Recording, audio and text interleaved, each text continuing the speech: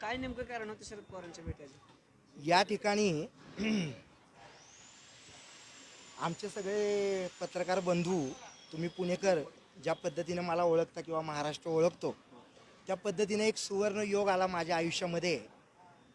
एक 2 दिवसांपूर्वी आमचे मित्र शरदराव गोरे, अतिशय चांगली आमची मैत्री आहे, आणि ज्ञानेश शिंदे आम्ही एकत्र होतो. त्यावेळेला दिल्लीमध्ये जे आपलं साहित्य संमेलन आहे त्या संदर्भामध्ये एक बातचीत झाली, आणि मी त्या साहित्य संमेलनाला यावं अशी इच्छा शरदरावांनी व्यक्त केल्यानंतर ते आज शरद पवार गट राष्ट्रवादीचे प्रवक्ते असल्यामुळे त्यांनी मला या ठिकाणी पवार साहेबांच्या भेटीचं निमंत्रण दिलं, आणि एक दुग्ध शर्करा योग आला असं म्हणायला पाहिजे. शरदराव गोरे आणि शरद पवार साहेब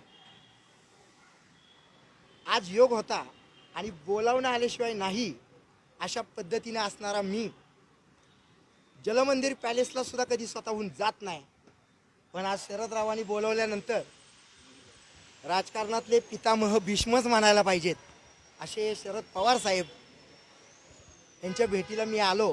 कारण बोलवणं आलं आणि तेवढं मी स्वाभिमानानं जीवन जगलो.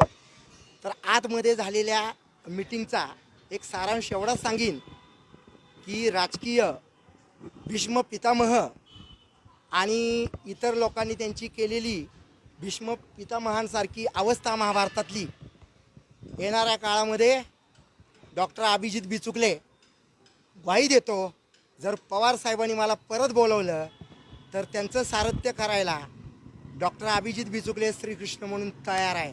Mind it. प्रवेश करणार आहे.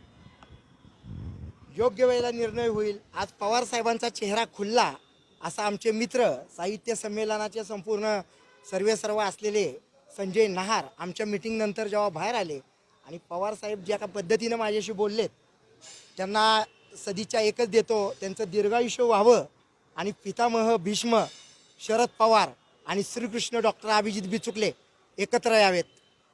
देखो आगे आगे क्या होता है. एक लक्षात ठेवा, मी योग्य वेळी बोलतो. मलाही राजकीय वक्तव्य करायला आवडतात, पण मी राजकीय बोलत नाही, मनापासून बोलतोय. दिल्ली साहित्य संमेलन जाणार आहे. हा, ते 100%. काय करणार तिथं काय करायचं तुम्ही सांगा. काय तुम्ही सादर करणार असेल ना कविता? या ठिकाणी हा बरोबर अगदी ज्या पद्धतीनं जी उक्ती होती, कवी मनाचे नेते, ही गेली 20-22 वर्ष सातारकरांनी दिलेली मला उपाधी आहे.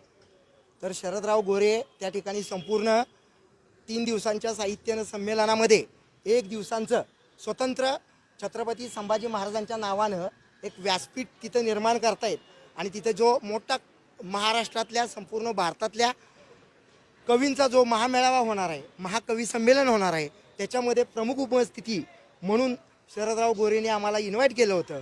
आणि त्याचा अनुषंग असा झाला की आज त्यांनी पवार साहेबांची ही भेट घडवून आणलेली आहे. त्यामुळं मी दिल्लीला 100% साहित्य संमेलनाला येतोय.